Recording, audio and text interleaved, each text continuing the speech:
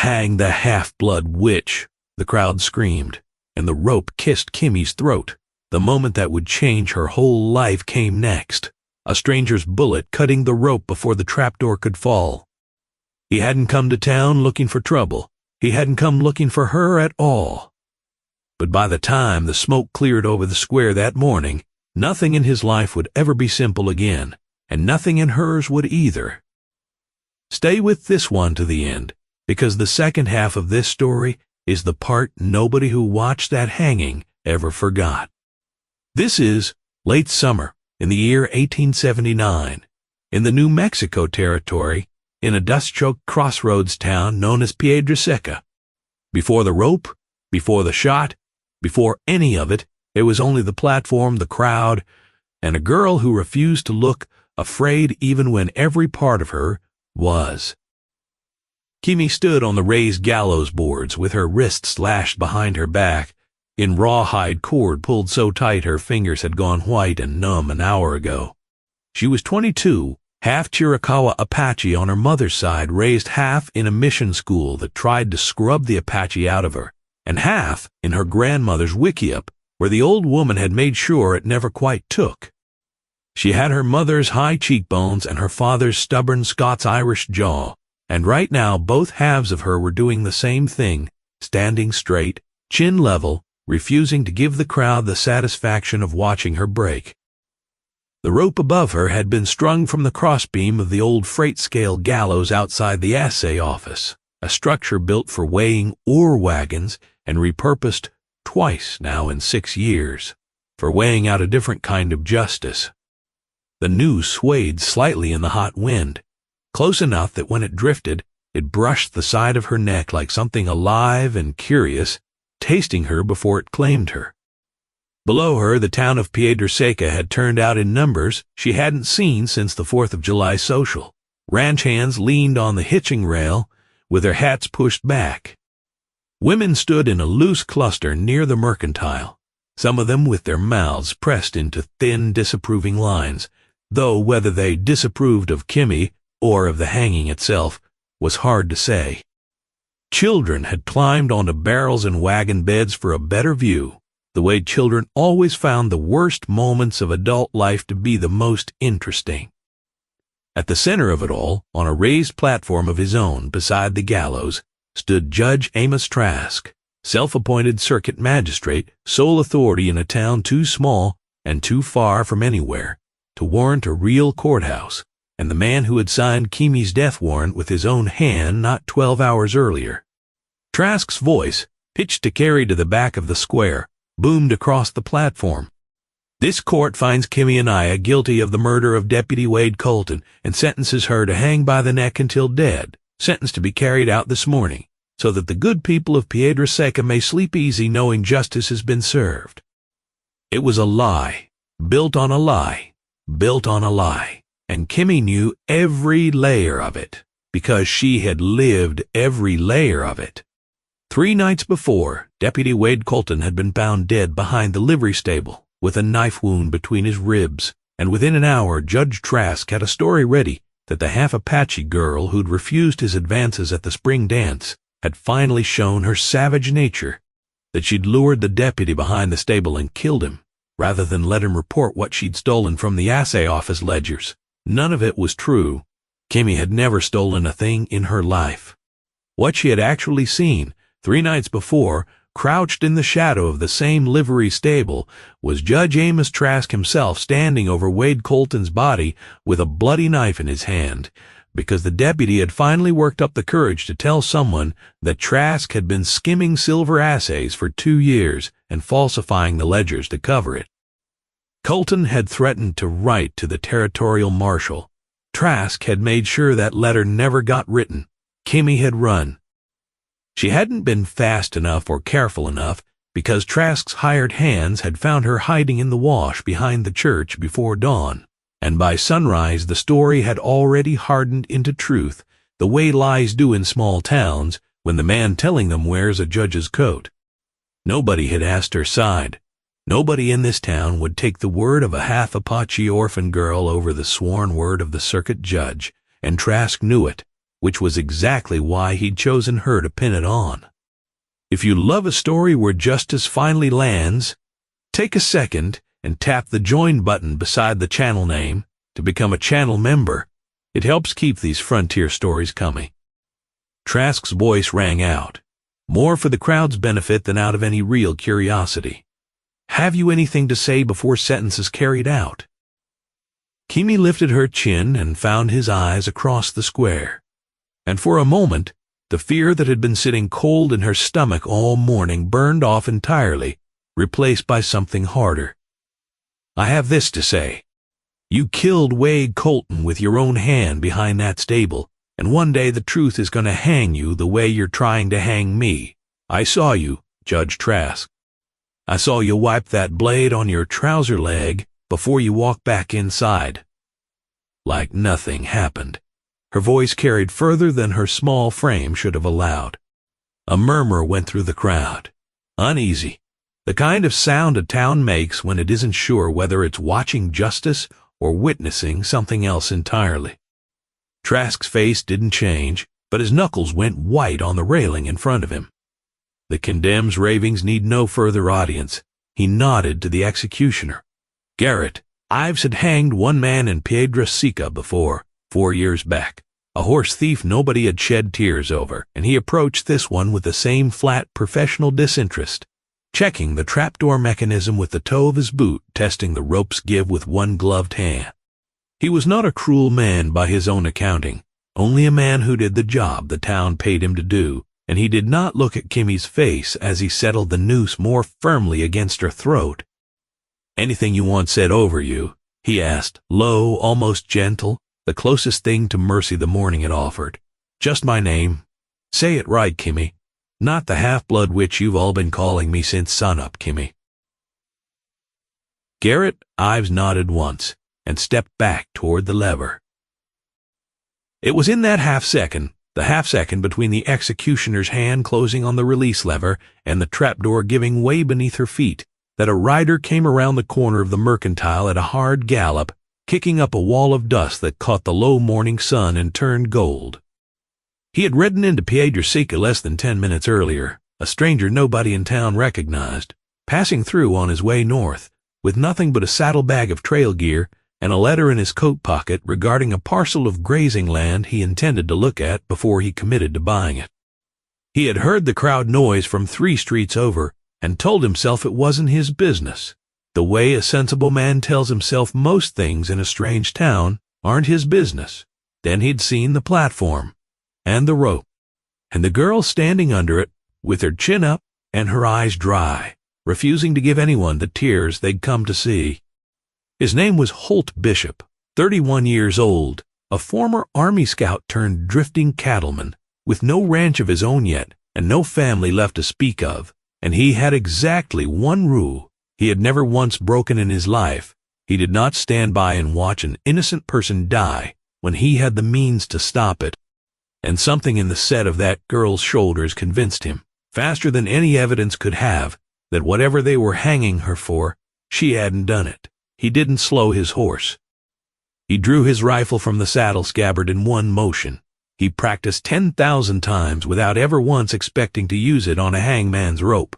And as the trapdoor lever began to move under Garrett Ives's hand, Holt fired. The shot didn't hit the lever. It hit the rope itself, 4 feet above Kimi's head, the frayed hemp fibers snapping apart in a spray that looked almost like smoke in the morning light, and Kimi dropped, not through the trapdoor into the empty air beneath the gallows, but sideways 6 inches, the severed rope suddenly slack and useless around her neck, and she staggered, gasping, alive. The square erupted. For one stunned heartbeat, nobody moved at all. The whole crowd frozen in the particular silence that follows a gunshot nobody expected. And then everything happened at once. Judge Trask screaming for someone to stop the shooter, Garrett Ives fumbling for the pistol at his hip, women pulling children back from the platform, ranch hands grabbing for their own rifles without entirely understanding yet what they were shooting at. Holt didn't give them time to organize. He put his horse straight at the gallows platform, close enough that Kimi could see the animal's flared nostrils and rolling eyes, and he leaned down from the saddle with one arm extended. "Take my hand." His arm didn't waver. Now, or not at all. She had no earthly reason to trust a stranger who'd just put a bullet inches from her skull instead of simply cutting her free like a civilized man. Might have tried first, and every instinct her grandmother had ever taught her about white men and their unpredictable violence urged her to hesitate. But the rope was still around her neck, loose and useless now, and a dozen armed men were closing in from every direction, and hesitation was a luxury she'd used up entirely 3 nights ago, behind that livery stable. She took his hand. He hauled her up onto the horse behind him with a strength that surprised her, settling her against his back before she'd even found her balance, and then he wheeled the animal hard and put his heels to its flanks, and Piedrasica exploded into gunfire behind them. They rode. Bullets cracked past close enough that Kimi felt the air move, and she pressed herself flat against Holt's back with her bound wrists, useless against his coat, unable to hold on properly, relying entirely on his grip on her forearm to keep her from sliding off the racing horse. He took them out of the square at a dead run, down the alley beside the church, out past the last scattered adobe houses at the edge of town, and into the open scrubland beyond, where the desert opened up in every direction and the sound of pursuit slowly, gradually. He didn't stop for almost an hour. When he finally reined the horse down to a walk in a shallow arroyo shaded by a stand of cottonwoods, Kimi slid off the horse's back the moment it had fully halted and put 6 feet of distance between them before she turned to face him, her bound wrists still lashed behind her, her chest heaving, her eyes hard, with a wariness that had nothing to do with gratitude. "Cut me loose." It wasn't a request. Holt swung down from the saddle, unhurried, and drew the same knife he'd have used to skin game or cut fence wire, and approached her slowly, with both hands visible, the way a man approaches a spooked animal. He doesn't want to spook further. "I'm going to cut the rope. That's all. You have my word." Something bitter moved across her face. "Your word? I don't know you. I don't know your name. You put a bullet an inch from my throat, and then you expect me to just—" 4 inches. It was 4 inches, and I've made that shot from further with worse light. A faint dry edge crept into his voice. "You're welcome, by the way, though I notice you haven't said it yet." Despite herself, despite the terror and the fury, and the exhaustion of the last 3 days catching up to her all at once, something in Kimi's chest cracked just slightly at that. Not quite a laugh, but close to one, the first thing close to humor she'd felt since the deputy's body had been found. She turned, wordlessly, and let him cut the rawhide from her wrists. The cord fell away, and she rubbed the raw red marks it had left, working feeling back into her fingers, and only then did she really look at him, a young man, not much past 30, sun-browned and lean in the way of men who worked outdoors for a living, with steady gray eyes and a scar through one eyebrow that suggested this wasn't the first time he'd ridden into trouble he hadn't gone looking for. It didn't look at her the way most white men in Piedrasica looked at her, with that particular mix of suspicion and curiosity that always made her feel like a specimen under glass. He just looked at her like a person who'd nearly died that morning, which was, she supposed, exactly what she was, Holt Bishop. The rope was off now, coiled in his hand like he intended to keep it. A strange little habit, she noted, but didn't ask about. Kimi. Just Kimi. And before you ask, no, I did not kill that deputy. I know that's what the whole town thinks, and I know you have no reason to believe otherwise. But I'd rather you hear it from me plain than wonder about it while you're deciding whether to just ride off and leave me out here. I wasn't going to ask, and I wasn't going to leave you out here either way. But for what it's worth, I believe you. I've seen plenty of guilty men stand on a gallows platform, and not one of them stood like you did. Guilty men beg, or they go quiet and small. You stood there, like you were daring them to do it. I was. Dying angry seemed better than dying scared. He held her gaze a moment longer than was strictly comfortable, and then looked away first, busying himself with his horse's cinch strap in a way that revealed he'd noticed something in that exchange he wasn't quite ready to name either. "I'm headed north. There's a parcel of grazing land 2 days' ride from here I've had my eye on for a year, and I mean to look at it before some other fool buys it out from under me. You're welcome to ride with me that far. After that, it's your choice where you go, but I'd think twice about doubling back toward Piedra Seca any time soon." There was no real heat left in her voice by then. "You think I hadn't worked that out myself?" She looked back the way they'd come, at the empty scrubland and the heat shimmer rising off it, and felt the full weight of what had almost happened to her settle into her bones. All at once a delayed shaking that started in her hands and worked up into her shoulders. "I have nowhere else to go. My grandmother's people moved on from the reservation land 2 summers back after the agent cut the rations again. I don't know exactly where. I was going to try to find them once I'd cleared my name, but I don't suppose that's happening today. Today we just need to put distance between you and a judge who tried to hang you for a murder. He committed himself, unless I misheard what you shouted at him back there." "You heard right." Kimi looked at him properly, then weighing him the way her grandmother had taught her to weigh any stranger, not by his words, which cost nothing, but by the steadiness of his hands and the way his eyes held hers without sliding away. "Why'd you do it? Really, you didn't know me. You could have ridden past like everybody else in that square wanted to." Holt considered the question longer than she expected, like he was turning it over honestly instead of reaching for the easy answer. "My mother used to say, the whole measure of a man is what he does in the 10 seconds. Nobody's told him yet what the right thing is. I saw a girl standing under a rope with her chin up, and I saw a judge enjoying himself too much for it to be justice. I didn't need the rest of the story to know which side I was on. Simple as that. No, but the decision was." They rode north through the afternoon, with Kimi mounted now on the second horse Holt had been leading as a pack animal, her wrists still marked with rope burn, her body running on nothing but nerves and the last of yesterday's water. She didn't trust him, not fully, not yet. A lifetime of watching what happened to Apache women who trusted the wrong white man had taught her better than that. But she rode beside him, instead of trying to slip away in the night, because whatever else was true, the man had put himself between her and a hangman's rope, for no gain she could see. And that bought him, at minimum, the benefit of watching a little longer before she made up her mind about him.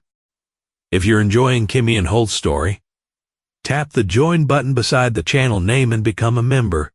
It's a small thing that keeps stories like this coming. They made camp that first night in a dry wash, with good cover and no fire, on Holt's insistence, in case Trask had sent riders after them, which Kimi privately doubted. Trask would want this quiet, not chased loudly across 2 counties where word might reach an actual territorial marshal. But she didn't argue the point, too tired to do anything but accept the bedroll. He handed her and the strip of jerked beef from his saddlebag. "You don't have to do this." She chewed slowly, watching him across the small dark space between their bedrolls. "Whatever you think you owe me for getting shot at back there, you don't owe me anything. I can find my own way from here. I didn't get shot at on your account. I got shot at on my own account for making a decision that annoyed some people who wanted a hanging. That's a debt I incurred myself. Doesn't transfer to you." He was quiet a moment, working a knot out of a length of rope with his fingers, an idle habit she was starting to recognize as how he thought. Besides, a person doesn't get many chances in this life to do something that matters instead of something that's just convenient. I'm not in a hurry to give this one back. Kimi studied him in the low starlight, this stranger who spoke plainly and didn't flinch from her eyes and hadn't once in an entire day looked at her the way Judge Trask's deputies used to look at her outside the mercantile. "My grandmother used to say that the Apache word for a man like you doesn't translate clean into English. The closest is something like one who walks toward the fire instead of around it. Is that a compliment or a warning?" Ask me again in a week." For the first time since the rope had touched her neck, something almost like a smile crossed her face. They reached Holt's grazing parcel 2 days later, a stretch of good bottomland along a creek that ran even in dry season, ringed by low hills that would break the worst of the winter wind, and Kimi watched him walk the property with an attention to detail that revealed more about the man than a week of conversation could have. The way he crouched to test the soil, the way he tracked the sun's path, to judge where a house should sit, the careful, patient thoroughness of a man building something meant to last rather than something meant to be sold quick. "You could keep riding," he said it over the small fire he allowed now that they were well clear of Piedraseca. "I won't stop you. But I'm going to be here a while, getting this place started, and there's honest work if you want it. Nothing that requires trusting me with anything more than a fair wage and a roof that doesn't leak. Why would you offer that to a woman half the territory thinks is a murderer? Because I don't think you are, and because I've got more land than hands to work it, and you strike me as someone who doesn't sit idle. Well, take it or don't. No debt, either way." She took it not because she trusted him fully yet, but because a warm meal and honest work and a roof that didn't leak were more than she'd had any real claim to in 3 days, and because some small, cautious part of her had started to notice that a full week in this man's company had produced not one moment where he'd made her feel unsafe, which was, in her experience, a rarer thing among white men than it had any right to be. The first weeks were harder than she let anyone see. The rope burned on her wrists, scabbed and itched and reopened twice before it finally healed clean. And some nights the dream came anyway, the trapdoor lever moving under Garrett Ives's hand, the crowd's noise swelling like water, behind a breaking dam. And she would wake in the small bunkhouse room Holt had given her, with her heart slamming and her hands already searching her own wrists for rope that wasn't there anymore. The first time it happened loud enough to carry, Holt didn't come to her door, didn't ask questions in the morning, didn't so much as mention it. He simply left a lantern burning low in the yard that night, and every night after, a small steady light she could see from her window, if she woke, needing to remember where she actually was. And it took her nearly 2 weeks to understand that he'd done it on purpose, and another week after that to thank him for it, because some kindnesses were easier to receive than to name out loud. She learned the rhythms of the ranch the way she'd once learned the rhythms of the desert at her grandmother's side, not all at once, but in the accumulation of small mornings, until she could read the mood of the cattle from the porch before Refugio ever rode out to check them. Until she knew which of Holt's silences meant he was working out a problem, and which meant he simply preferred the quiet. She started keeping her own small garden behind the bunkhouse, desert beans and squash, the way her grandmother had grown them, and Holt never once suggested she plant something more familiar to him instead, which she noticed, and filed away. Well, the way she filed away every small proof that this man meant what he said about not wanting to change her into something easier for the territory to accept. The weeks that followed at what Holt had already started calling the Bishop spread settled into a rhythm neither of them had quite planned on. Kimi's rope-burned wrist healed.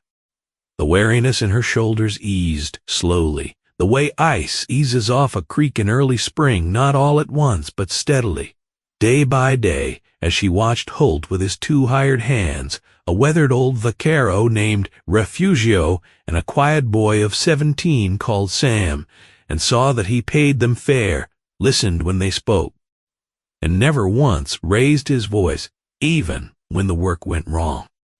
She saw, too, the way he was with the land itself, patient and careful, reading the creek's moods and the grass's health, like a man who understood that a ranch built in a hurry was a ranch built to fail. It reminded her, more than she expected, of the way her grandmother had taught her to read the desert, not as something to conquer, but as something to listen to. It was Kimi who noticed 3 weeks into her healing that the herd had begun favoring the low pasture near the creek bend, more than usual restless, in a way that had nothing to do with heat or flies. Her grandmother's people had grazed goats in country like this, long before any fence line existed, and she knew the particular unsettled shuffle of animals, sensing something wrong in the ground beneath them before any rancher's eye caught it.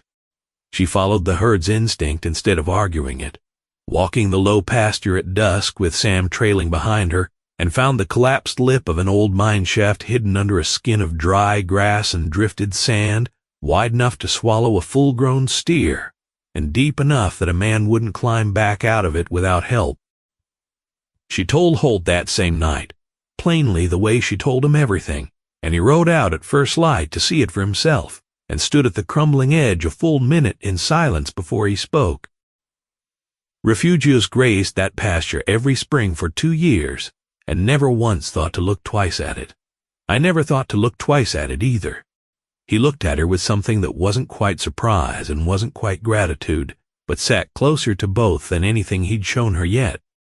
You saved this herd a broken leg or worse, and maybe saved one of us from riding into it blind some evening. I owe you for that, same as you owe me. Nothing for the rope. We're square then. She meant it as more than a joke, because some quiet accounting between them, the debt of the rescue, the debt of the warning, had just balanced itself out in a way neither of them had planned, and both of them understood the weight of it without needing to say so again. They fenced the shaft off together the following week, hauling rough-cut posts out to the low pasture in the wagon bed, and it was slow, unglamorous work, digging post holes in ground gone hard as brick under the autumn sun, and somewhere in the third hour of it. Sweating and dust-streaked and laughing at Sam's increasingly theatrical complaints about blisters, Kimi found herself thinking that she had not felt this settled in longer than she could remember, not since before the mission school, not since before her grandmother's people had scattered, maybe not ever. You handle a horse like you were raised by the army. She watched him work a green colt in the round pen one afternoon, his motion wasting nothing. He didn't look up from the colt. Scout for 6 years, territory department. I learned to read ground before I learned much else, where water was, where a column could cross safe, where an ambush might sit. Didn't love the work. Loved being good at something, though, and there was precious little else out here a young man with no family and no land could be good at. You don't talk about the army the way most men do. Like it made you. It taught me plenty. Some of it useful, some of it I'm still working to unlearn. I scouted against bands of your mother's people more than once, Kimi, if we're being honest with each other, and I won't pretend it sits easy with me now that I know you. She hadn't expected that admission, plain and unflinching, offered without her having to pry it loose from him, and it earned him something she hadn't given freely to many people in her life, a longer, harder look, the kind that measured a man not for what he said about himself, but for how much truth he was willing to hand over unasked. Most men wouldn't have told me that. Most men would rather you not know the parts of them that don't flatter. I've never seen the use in it. You'll find out eventually anyway. Better from me than from somebody else's version. It was a small thing, that honesty, but it did more to close the distance between them than anything else in those first weeks, more than the rescue itself, more than the fair wages, more than the roof that genuinely didn't leak. Kimi found herself gradually and against her own better caution, starting to seek out his company at the end of the workday, sitting with him by the fire, while Refugio told long rambling stories about his youth in Sonora, and Sam fell asleep, sitting upright against a saddle, to let herself believe that this one might actually be different. Holt, for his part, found himself watching for her across the yard more than he'd admit to Refugio, who teased him about it anyway, with the shameless liberty of an old hand who'd known him since he was a green 19-year-old scout. He liked the way she laughed, rare, and therefore worth more when it came. He liked that she corrected him without softening it when he was wrong about something, the way most people worried about his good opinion tended not to. He liked most of all the steadiness underneath everything she'd survived, a strength that had nothing to do with the rope she'd nearly hung from, and everything to do with who she'd chosen to be, despite it. One evening in early autumn, 6 weeks after the hanging, Kimi found him repairing a section of fence in the last hour of daylight, and she took up a hammer without being asked, and worked alongside him in a companionable silence that had become by then entirely comfortable between them. Refugio says you haven't smiled this much in the 2 years he's worked for you. She didn't look at him, focused on the fence post in front of her. A smile broke across Holt's face. Refugio talks too much. He also says you built this whole spread thinking you'd do it alone, that you never planned on anybody else being part of it. He set down his own hammer and looked at her, properly, the fence forgotten between them. I didn't plan on a lot of things, Kimi. Didn't plan on riding into Piedraseca that morning. Didn't plan on putting a bullet through a hangman's rope. Didn't plan on any of what's happened since. He paused, choosing his next words with the same careful deliberation he brought to everything. I find I don't mind much when the things I didn't plan on turn out to be the best things that ever happened to me. Kimi felt her pulse climb into her throat, not with fear this time, but with something warmer and far more dangerous to the careful walls she'd kept up her whole life. Her voice had lost its edge entirely. You should be careful saying things like that to me. My grandmother always warned me that words like that from a white man usually come with a cost attached, somewhere down the line. Then don't take my word for it. Watch what I do instead, same as you've been doing since the day I pulled you up onto that horse. I've got nothing to sell you, Kimi. No cost hiding behind it, just this, whatever this is turning into. She didn't answer him in words. She closed the distance between them instead, slow enough that he could have stepped back if he'd wanted to, and he didn't. And when their lips met, it was gentle and unhurried. 6 weeks of careful watching, finally spilling over into something neither of them had planned on, and neither of them, in that moment, wanted to take back.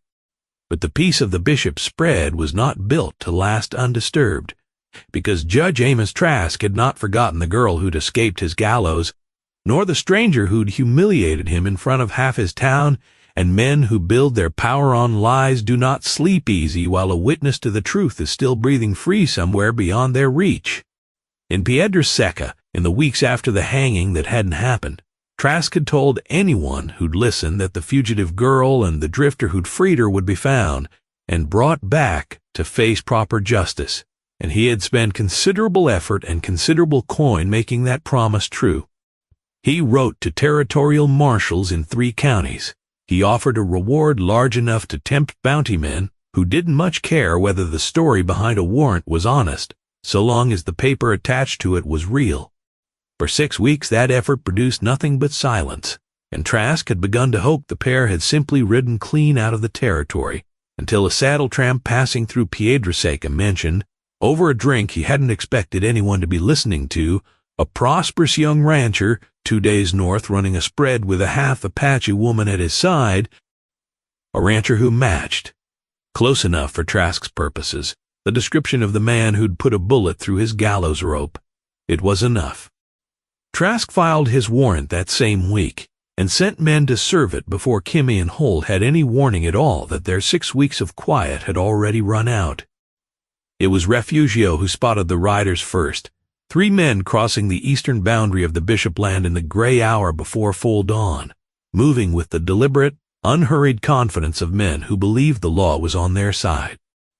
Holt met them at the yard gate with his rifle held loose but ready, and Kimi stood beside him rather than behind him, which was, he was coming to understand, simply who she was.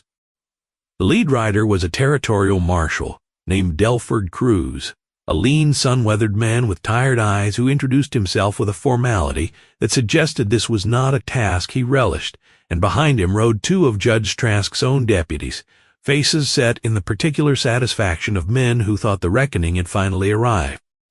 Marshal Cruz held up a folded paper. I've got a warrant here for the arrest of Kimi Anaya on the charge of murder, and for Holt Bishop on charges of obstructing an execution and assaulting an officer of the court during the same. He said it without relish, the way a tired man reads out a duty he doesn't especially believe in, and something in his tone made plain this marshal had ridden out here already, half suspicious of the story he'd been handed. On whose word is that warrant sworn? Judge Trask's. Sworn testimony filed proper, and I've got no legal grounds to ignore it, whatever I might privately think of the man who filed it. He held Holt's gaze a moment. I've heard some things about Judge Trask these past weeks, Mr. Bishop, that don't sit right with me. Things about missing assay silver. Things about a deputy who died asking uncomfortable questions right before he died. But hearing things and proving things are two different animals, and right now, all I've got on paper is a warrant, and I mean to serve it. Kimi stepped forward before Holt could answer for her, which he hadn't intended to do anyway. Then let me give you something more than things you've heard, Marshal. Let me give you a name and a place. Evelyn Trask, the judge's own wife, knows what her husband did behind that livery stable 3 nights before he tried to hang me for it. I've seen the fear in that woman's eyes every time his name comes up in a room. She won't have said anything, because who protects a judge's wife who speaks against her own husband in this territory? But if you bring her before an honest court away from him, I believe she'll tell the truth, because I don't think that woman has slept easy in 2 years. Marshal Cruz studied her for a long moment, the same measuring look Holt remembered giving her himself weeks ago across a dry arroyo. That's a considerable claim to build a defense on, Miss Anaya. It's the only true thing I've got. Everything else Judge Trask has told this territory about me is a lie, built to hide what he did. I'd rather stand trial on the truth and lose than keep running from a lie and call it living. It was Holt who spoke next, and what he offered surprised even Cruz, who had ridden out that morning expecting resistance, not cooperation. I'll stand surety for both of us, Marshal. My deed to this land, filed and clear against our appearance at whatever proper court you convene. I'm not asking you to take our word over a sworn warrant. I'm asking for the chance to prove the truth in front of somebody who isn't Amos Trask himself sitting as judge and accuser both. It was, in the plainest terms, a considerable risk. Everything Holt had built, every acre he'd walked, and every fence post he'd sunk with his own hands laid down against the outcome of a trial he could not control, for a woman he'd known barely 6 weeks. Kimi turned to him, stunned, searching his face for some sign that he understood what he was offering. You don't have to do this, the words echoed, almost exactly what she'd told him that very first night by the fire. I know. His answer echoed his own words back to her. I'm not in a hurry to give this one back either. Marshal Cruz, who had seen a great many things in his years riding this territory, but not often a man willing to stake his whole livelihood on a stranger's innocence, folded the warrant back into his coat and nodded slowly. There's a proper circuit court convening in Socorro in 9 days' time, under Judge Harlan Reyes, a man I trust considerably further than I trust Amos Trask. I'll escort you both there myself, and I'll see personally that Evelyn Trask is asked to appear as a witness, whether her husband likes it or not. That's the fairest I can offer either of you, and it's more than most men in your position get. It was. Everyone standing in that yard understood exactly the chance Kimi and Holt needed, and precisely the chance Judge Trask had never wanted them to have. The 9 days that followed were the longest either of them had lived through, longer even than the 3 days that had led to the gallows, because this time the waiting was shared, and shared waiting, Kimi found, weighed differently than waiting alone ever had. They rode to Socorro together, Marshal Cruz escorting them the whole distance, with a quiet professionalism that eased some of Kimi's oldest fears about what territorial law enforcement thought of women like her, and on the second night of that journey camped along the river with Cruz's fire burning low, a respectful distance away. Holt took her hand in the dark and didn't let go. Whatever happens in that courtroom, I want you to know I'd make the same choice again. The shot, the land, all of it, I'd make it again. Even if it cost you the ranch, especially then. A ranch is dirt and fence post, Kimi. I can build another one. I don't get another chance to be the man who did right by you when it mattered. She said nothing for a long while, watching the river move black and silver under the half-moon. Quietly at last, "My grandmother has a word for that too. Not the firewalker word, a different one. It means something closer to, the one whose word is the same in the dark as it is in the light." She turned to look at him. I didn't think I'd meet a white man in this territory who earned that word. I'm glad I was wrong. The Socorro courtroom, when they finally reached it 9 days later, was crowded past its walls with townsfolk drawn by rumor of the Piedra Seca hanging that hadn't quite happened, and Judge Trask himself had ridden the 2 days from Piedra Seca to attend, confident enough in his own standing that he sat near the front in his best coat, watching the proceedings with the composed patience of a man who still believed the truth belonged to whoever told it loudest. Judge Harlan Reyes, a stout, sharp-eyed man with no patience for theater, called the court to order and made plain from his first words that this would be conducted on evidence, not reputation. Marshal Cruz testified first, laying out the facts of the arrest and the warrant with careful neutrality. Then, to a silence so complete Kimi could hear her own pulse in her ears, Evelyn Trask was called to the stand. She came forward pale and trembling, a woman who had clearly spent 2 years learning to make herself small in her own home, and for a moment Kimi feared she would say nothing at all, would fold under her husband's stare from the front row the way she'd apparently folded for years.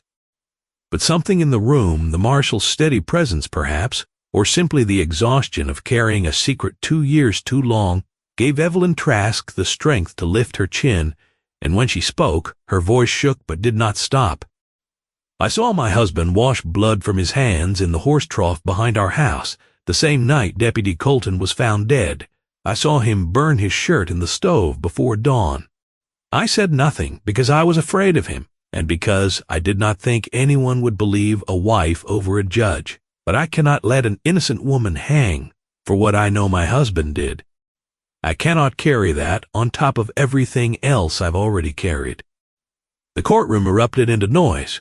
Judge Reyes had to gavel down twice, and Judge Trask came half out of his seat, with his face gone the color of old ash, shouting that his wife was hysterical, unreliable, coerced.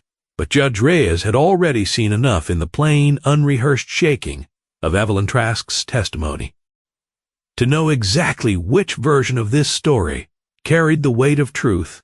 It took only 2 more days of testimony. A bank clerk who'd noticed the discrepancies in Trask's assay ledgers and had been too frightened to report them, a livery hand who'd seen a man matching Trask's description near the stable that night and hadn't connected it until now, before Judge Reyes rendered his verdict. Kimi Anaya was cleared of all charges. A warrant, this time a real and properly evidenced one, was issued for the arrest of Judge Amos Trask on charges of murder and years of financial fraud against the Territorial Assay Office, and Holt Bishop's obstruction charge was dismissed outright, with Judge Reyes noting dryly for the court record that a man who interrupts a wrongful execution, on his considerable experience on the bench, generally done the territory a favor rather than a disservice. On the second day of testimony, in a detail that would matter more than anyone in that courtroom realized at the time, it was Kimi herself who caught the inconsistency that finally broke the case wide open. Listening to the bank clerk describe the ledger discrepancies, she recognized the same careful, cramped handwriting she had once corrected herself. Months earlier, while charting border coordinates in Trask's own study, the handwriting of the entries Trask claimed he'd never personally touched. She leaned forward and whispered it to the young lawyer. Marshal Cruz had found to argue their case, and it was that single detail verified against the ledger itself within the hour that closed the last gap between suspicion and proof. She had not simply been rescued that morning on the gallows. She had, in the end, done as much to save herself as any man's bullet ever had, and Holt made sure the whole courtroom knew it before the day was through. Trask did not go quietly. He tried, in the chaos following the verdict, to bolt for the courtroom's side door, and it was, of all people, Kimi who caught his arm as he passed near her, her grip sure and unshaking, holding him just long enough for Marshal Cruz to close the distance and take him properly into custody. Low enough that only he could hear it. "You should have hanged me faster. You'd have gotten away with all of it." "I should have." It was the only true thing Trask said in that entire courtroom. Outside on the courthouse steps afterward, in the flat gold light of a Socorro afternoon, Kimi stood free for the first time in what felt like a lifetime, watching Marshal Cruz lead a handcuffed Amos Trask toward the jail wagon, and she found she felt less triumph than she'd expected, and more simply, deeply exhausted. The particular exhaustion of a fight finally, truly over. Holt came to stand beside her, his own relief written plain across his face, the tension of 9 uncertain days finally draining out of his shoulders. "You're free. Truly free. Nobody in this territory's got a claim on you anymore." "No, nobody does." She looked north, toward the direction her grandmother's people had scattered 2 summers back, toward the life she'd once imagined, finding again once her name was cleared, and then she looked at Holt, at the ranch he'd nearly given up for her, at the 6 weeks that had somehow become the truest thing she'd ever built with another person. "I could go find them now. My mother's people. I've thought about it every day since Piedrasica. It cost him something to say it, and he meant it anyway. You should. You deserve to know where you belong, Kimi, and if that's with them, I won't stand in the way of it any more than I'd have stood by and let that rope take you." She turned the words over slowly as she found them, the way she'd once turned over the Apache words she hadn't fully translated for him that first night by the fire. "That's the thing. I think I already know where I belong. It isn't a place my grandmother's people are camped, wherever that is. Now, it's a stretch of bottom land along a creek that runs even in dry season with 2 hired hands who've become something like family, and a man who staked his whole life on my word without asking for anything back." She reached for his hand, and this time it was she who didn't let go. "I'll find my mother's people someday, Holt. I want to. But I don't have to leave what I've already found to go looking for what I lost." Holt didn't ask her why, the way she'd half expected him to, needing the reassurance spoken aloud one more time. He simply pulled her into him, right there on the courthouse steps in front of half of Socorro, and held her the way he'd held the reins that morning outside Piedrasica, like something he intended to keep steady, no matter what came at them next. They rode back to the Bishop spread together 3 days later, past the same stretch of open scrubland where they'd first stopped to catch their breath after the longest hour's ride of both their lives, and this time Kimi didn't dismount at a wary 6 feet of distance.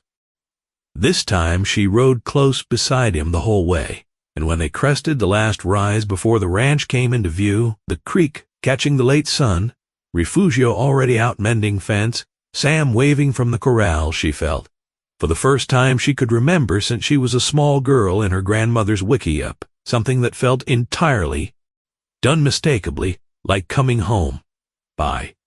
They were married the following spring in a small ceremony on the ranch itself, blending both halves of who Kimi was in a way no mission school or courthouse had ever let her do. Her grandmother's people, tracked down at last through a trader who knew their winter camp, sent an aunt and 2 cousins to stand witness, and the aunt, a sharp-eyed woman named Chenoa, who studied Holt for the better part of an hour before she said a single word to him, finally pronounced him tolerable in Apache. Then repeated it in English just so he'd understand he'd passed some manner of test he hadn't known he was taking. Kimi wore a dress that married both her halves as plainly as the rest of her life. Now did pale territorial cotton cut in the style her mother would have recognized, trimmed with beadwork her aunt had brought from the winter camp. Sewn by Kimi's own hand over 3 long evenings by the fire, while Holt pretended not to notice her hiding the work from him each time he came in from the barn. Refugio walked her the short distance to where Holt waited, beaming the whole way like a man who'd been given back something he thought he'd lost for good. And Sam, grown a full inch taller over the year and looking uncharacteristically solemn in a borrowed collar, having appointed himself to the role without anyone quite asking him to. When the small territorial preacher who'd ridden out from the nearest town asked if anyone present objected to the union, it was Shenoa of all people, who answered first in Apache, loud enough for the whole gathered yard to hear, even though not one person besides Kimi understood a word of it. And Kimi told Holt afterward it had simply meant that her aunt objected to nothing at all and approved of everything, and intended to visit often enough to make sure it stayed that way. Judge Amos Trask was hanged the following winter in Socorro, on a proper gallows, before a proper judge, for a murder he had in the end been unable to talk his way out of, and Kimi did not attend, because she had, by then, built a life too full and too good to spend any more of it looking backward at the man who'd once tried to end it. The bishop's spread grew, in the years that followed, into one of the more respected ranches in that stretch of the territory, known as much for the fairness of its wages as for the quality of its cattle, and travelers passing through sometimes asked over supper offered without a second thought to any stranger who needed it. How the rancher and his wife had come to meet, and Holt always told it the same way, plain and unembellished, the way he told everything.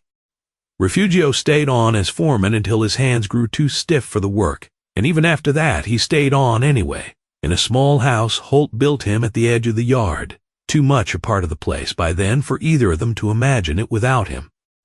Sam grew into a capable hand himself, eventually running cattle of his own on a corner of leased bishop land, and he liked to tell newer hands with the particular pride of a boy who'd witnessed something he considered his own private legend, that he'd stood witness the day the rancher and the Apache woman married, and that he'd known from the very first week she arrived half-healed and wholly unwilling to trust anyone, exactly how the story was going to end.